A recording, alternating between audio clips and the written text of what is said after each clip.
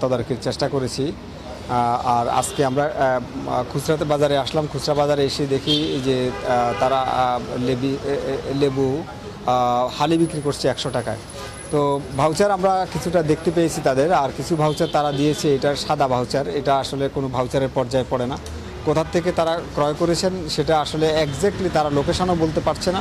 তারা বলছে যদি আমরা তাদেরকে নিয়ে যাই সেখানে, তারা বললো যে এখন পাওয়া যাবে না তাদেরকে। তো এটা আসলে একটা ডার্কনেস বলে আমাদের কাছে মনে হচ্ছে। আমরা রিয়াজউদ্দিন বাজারে থেকে আসলে পণ্যগুলি চারদিকে যাচ্ছে। আমরা রিয়াজউদ্দিন বাজারে বারবার করে অভিযান পরিচালনা করেছি, তদারকি কার্যক্রম করেছি, তাদেরকে অনুরোধ করেছি তারা যেন ক্রয় বিক্রয়ের ভাউচার দেয়। আর এইখানকার ব্যবসায়ী যারা আছে তাদের একটা দায়িত্ব হচ্ছে তারা যেন ক্রয় ভাউচারটা যথাযথভাবে বুঝে নেয়।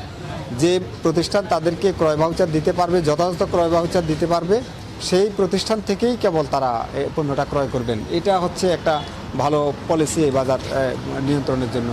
না হলে আসলে এভাবে বা আজকে শশা বিক্রি করতেছে তারা একটু বর্ধিত দামে বিক্রি করছে।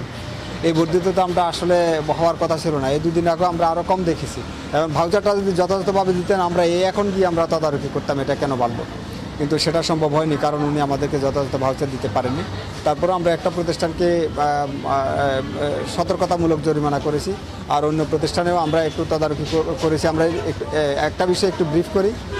যেই ফলটা আমরা দেখলাম যে গতকালকে এটা আঙ্গুর, এটা পাইকারিতে বিক্রি হচ্ছে 3000 টাকা, হচ্ছে 10 কেজির দাম, প্রতি কেজি 300 টাকা পড়ে। এটা বেস্ট কোয়ালিটি, আমরা ফলমন্ডিতে দেখলাম। আর আজকে সেই আঙ্গুরটা এখানে বিক্রি করতেছে খুচরায় 510 টাকা।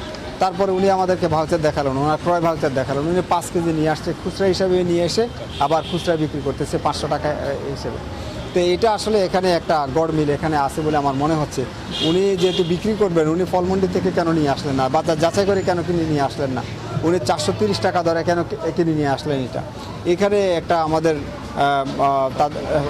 ফাঁক এখানে রয়ে গেছে ব্যবসায়ীদেরকে এই জায়গাটা থেকে বের হয়ে আসতে হবে, পণ্য যাচাই